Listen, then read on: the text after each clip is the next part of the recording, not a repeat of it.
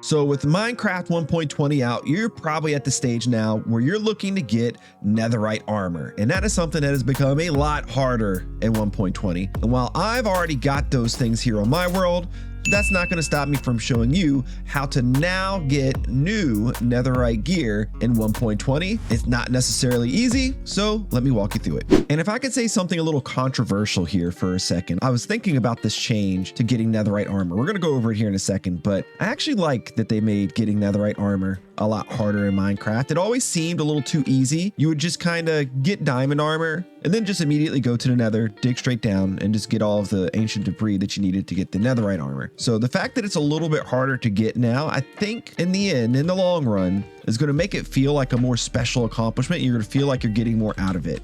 And for those of you not super familiar with the benefits of netherite stuff is really important. It gives you higher armor value a little bit for your gear, but more importantly, it makes it so you can't get knocked back by pesky skeletons and other mobs that have knockback. If you die in or around lava, your netherite stuff will not burn up. Unfortunately, all of your other stuff will. And all of your netherite tools will have a lot more durability and work a little bit faster. And just generally everything netherite has more durability, meaning that you can use it for longer without it breaking.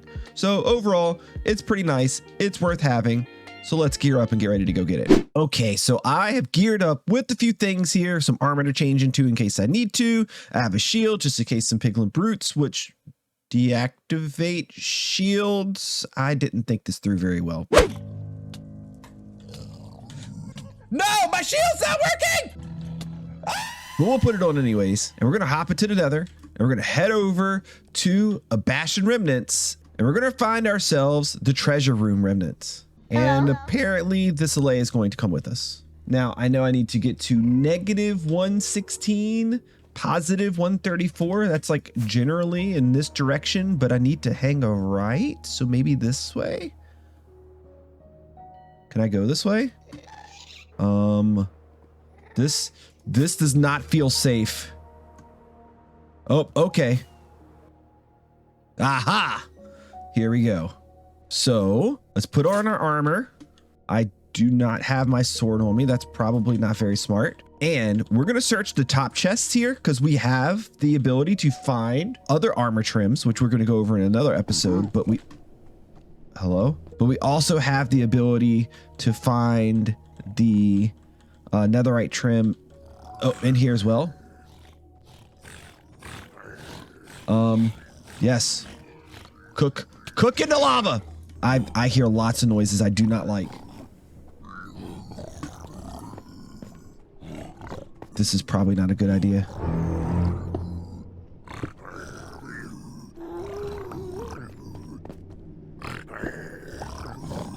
Oh, this seems like such a bad idea. Oh, hey.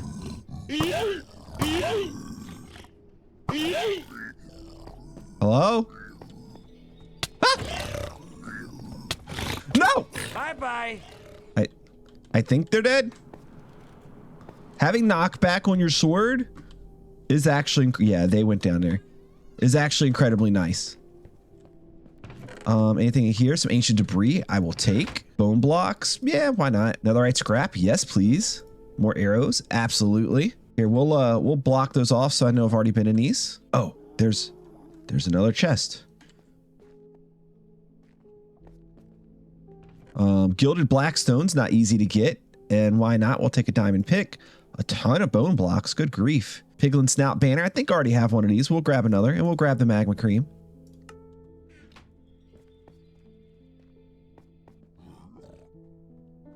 Ah! God, that was scary. Why are they so mean? I want to get over to that.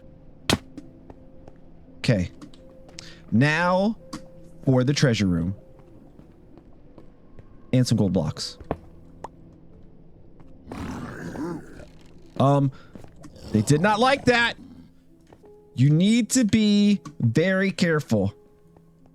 Bow is your best friend, especially if it's a mending bow, since they're so much better. Do not fall down in any holes. Look for anywhere where you can find a good shot at these guys and take it, like these guys right here.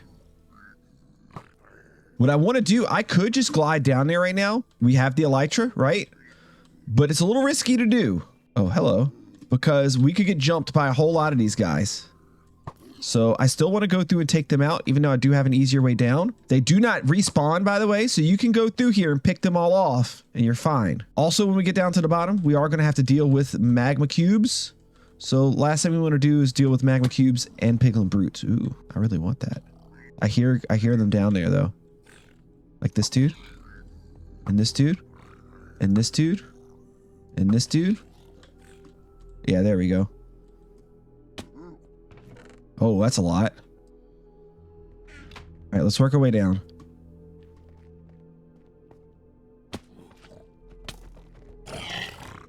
I made a magma cube spawn. I heard it jumping.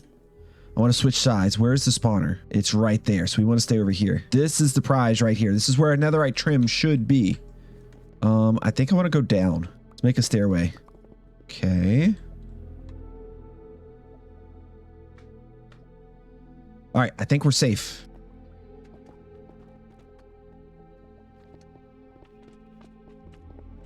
All right, here's the plan. I have too much stuff. Ow. What's easily replaceable? The bone blocks. I can get those pretty easy now. I don't know why I have this gunpowder on me. I don't know why I have that. I don't need this. I want some building blocks. Gold sword, don't need you. All right, let's roll in.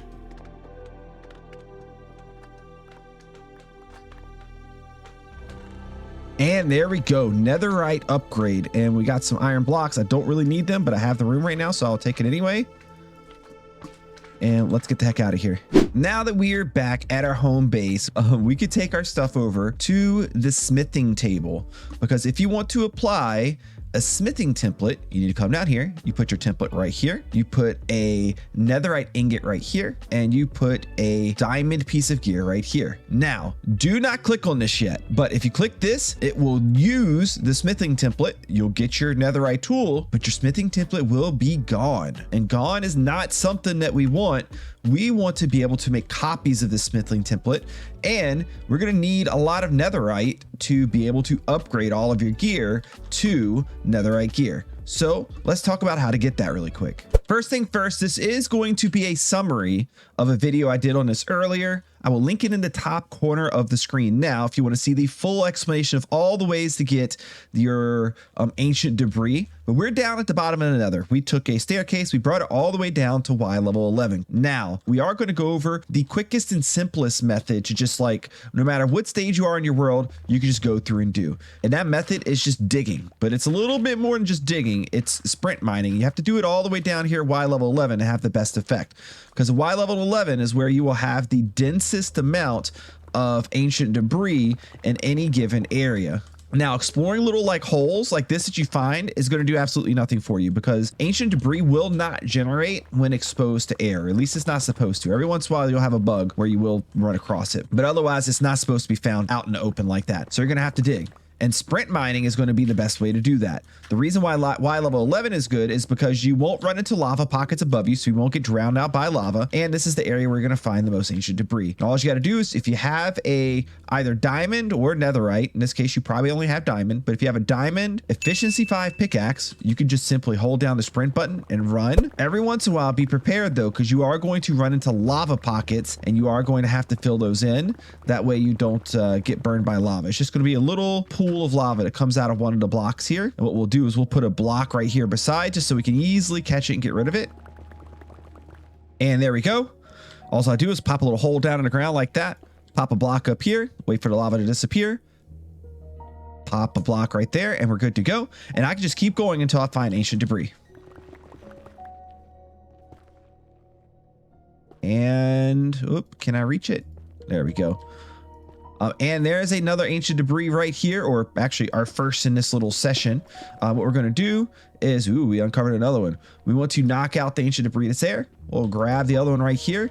And there can usually be upwards of 4 in a small area. They're not always directly connected. So what you want to do is just do a little swing around at the pickaxe, knock out some area around it, and then keep going after that, and go for as long as you need to get the ancient debris that you need, because you're going to need a lot of it, in fact. And while I go through here and find myself a lot of ancient debris, you should take a moment to check out the sponsor of this video. If you want the best way to play Minecraft with your friends or family, then a Minecraft server from Sparkedhost is your answer. A Minecraft server is a great choice as it has much less lag. It allows you to see much further in your world than a realm does, while also not requiring you to be online for others to play in it like a locally hosted world on your device does. To get started with Sparkedhost, browse through their different tiers of server, ranging from their very affordable budget series that offer better value per dollar than realms, or their main lineup of enterprise servers that offer amazing performance at competitive prices. Once you have your server type, amount of RAM, and any add-ons that you may want selected and purchased, your server is ready to play on. If you need any help, Sparkedhost has amazing customer support through their live chat on their website and on their Discord channel. Sign up today by clicking the link on screen now or in the description below, and be sure to use code PROWL at checkout to get 20% off your initial payment.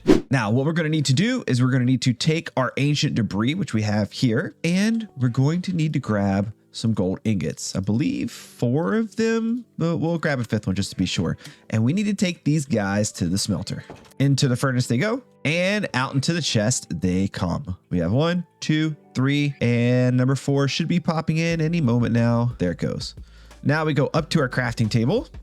You can see with 4 netherite scraps, 4 gold ingots, you can make 1 netherite ingot. So basically you need 4 of those ancient debris for every 1 piece of netherite gear you want to upgrade. That's always been the case. It's always been like that. But here comes the hard part, people. Here comes the crazy part. We're gonna go ahead, we're gonna grab this template out of here. We're gonna keep our netherite ingot with us here, and I'm gonna bring a few diamonds with us. Now we're gonna go ahead and pop this smithing template right here, 1 netherrack right there, and surround this by 7 diamonds. And you'll see this now says the number 2. If we go ahead and add another netherrack and another row of diamonds, looks like we can pop it in there again and get another one. So you see, we just made 2 additional copies of our template here. That means every piece of netherite gear that you make is going to require 4 ancient debris, 4 gold, and then 7 diamonds to create. That's a lot.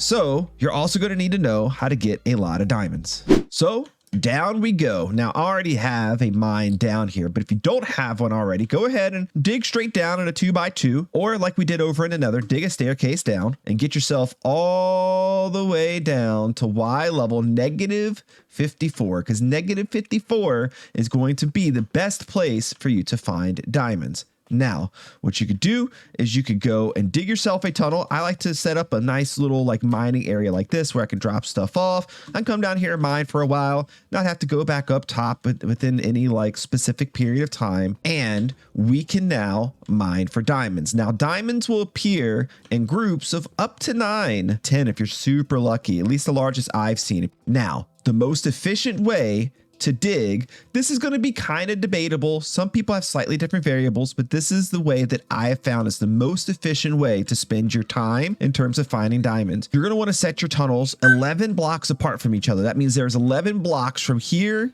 to here, and then have your tunnels going in this direction. Now, first thing you're going to do, we're going to do it down this new area I started doing recently. I don't know how far down I went. It looks like I went pretty far. So maybe we'll go another 11. Now, what you're going to want to do first is just go in a straight line for a while. Make sure you do have a Fortune 3 pickaxe. That way, whenever you mine up your diamonds and gold, when you happen to find it, or redstone, you'll find plenty of that on your journey as well. So that way you get the maximum amount. Go back and watch my enchantment video to make sure you know how to easily get fortune very early in your world if you don't have it already. And we're just going to simply mine in a straight line until we hit diamonds. While I continue to do this mining, why is Y level -54 the best Y level to get diamonds? Technically speaking, going a tiny bit lower is a little bit faster, a little bit more efficient at getting diamonds. But I say technically because there's a couple obstacles that you're often going to find that you run across if you go even just 1 block, but especially multiple blocks lower into your world to find diamonds. First of all,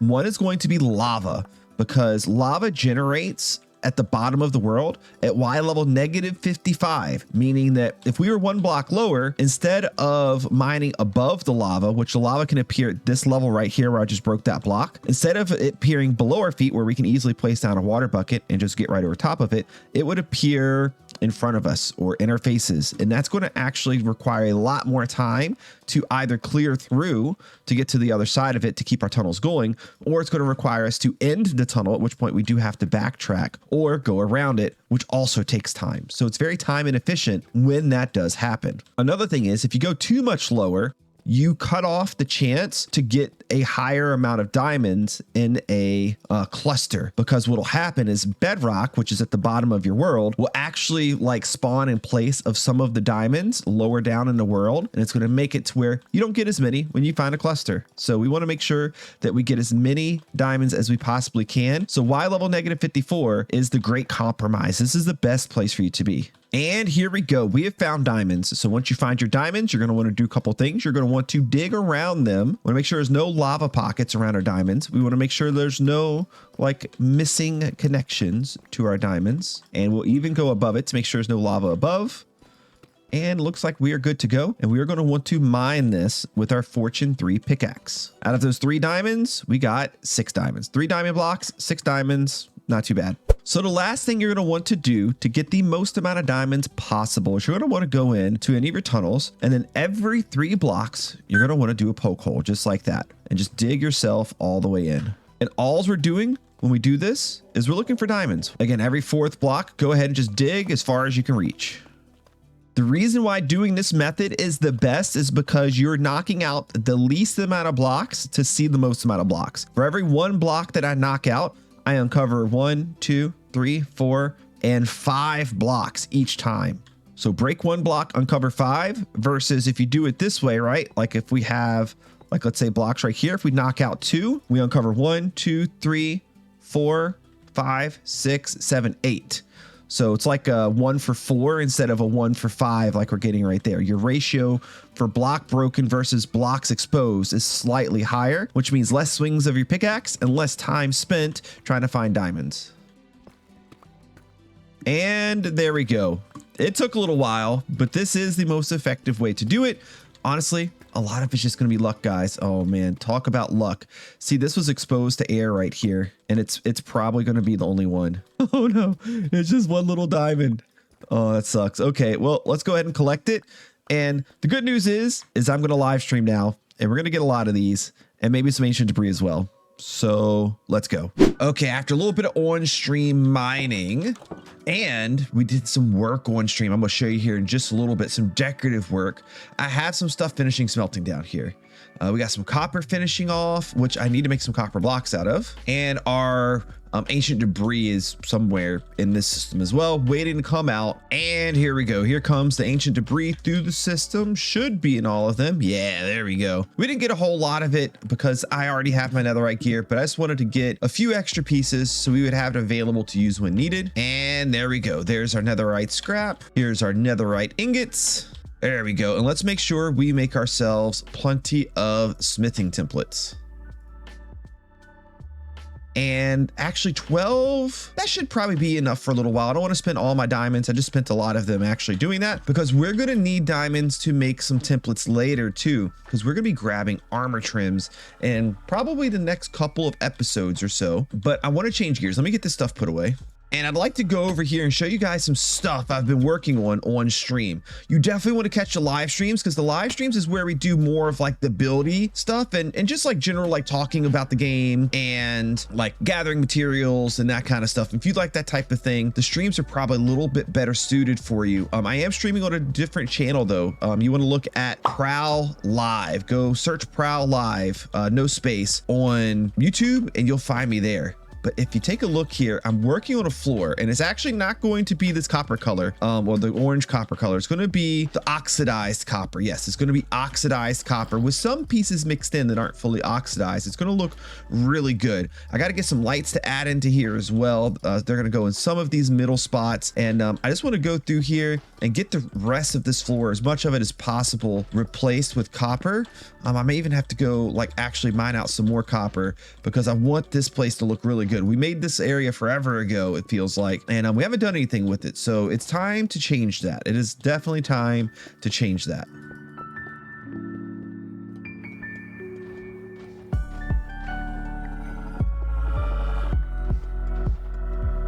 Okay, we got as much of that place as I actually have. Yes, I know that it's going to oxidize way slower place down here, but you know what? It's my iron farm.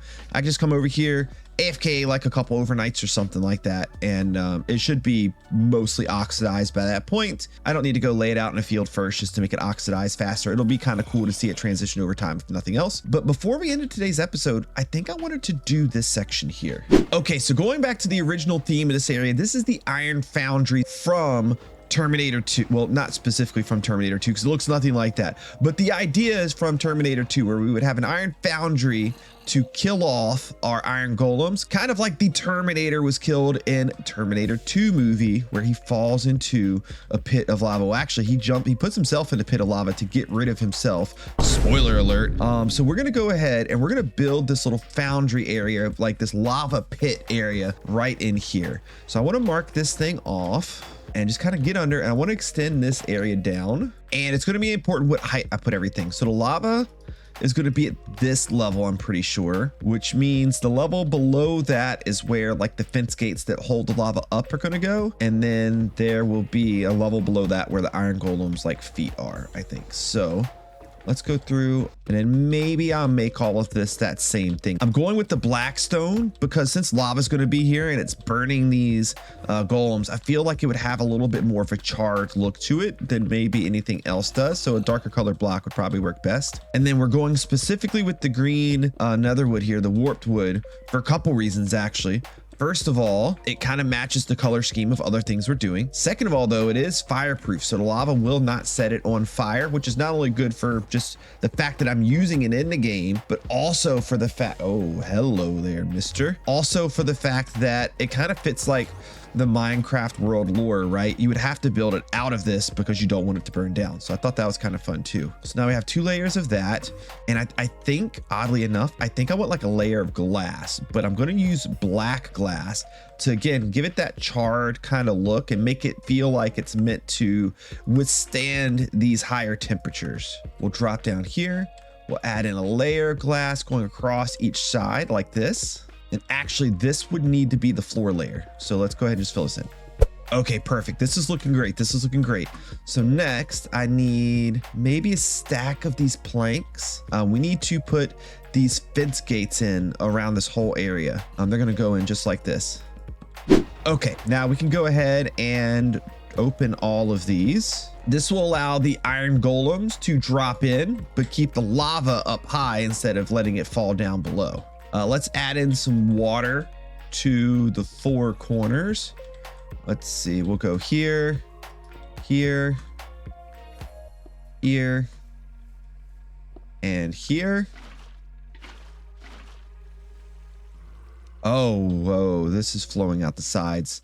I did this the hard way. Was not thinking you can waterlog panes. This is fine. We need to pop a hole in the middle anyways, wherever the middle is. That looks like the middle. Let's do this from the area that we should have done it from all along, which is the top. And then finally, we need to put a hopper facing right down in here to get all of our drops. And we need to find a way out of here. Oh yeah, that's right. I have this guy. Grab lava buckets, place lava buckets. All right, there we go. This part's kind of done. I might leave the ripple in there. It kind of looks good for it to not be flat. You guys let me know. Does it look good with or without the ripple? But I want to do one final thing here, which is just get a few chests down here for now.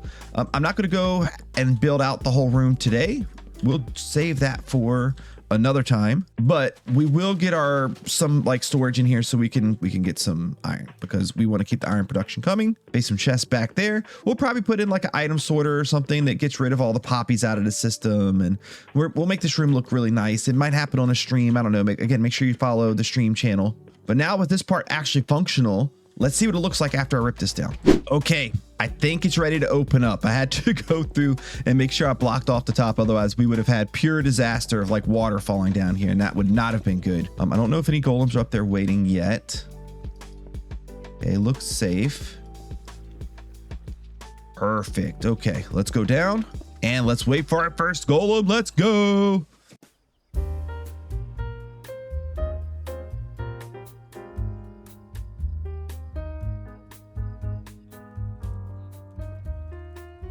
Hello?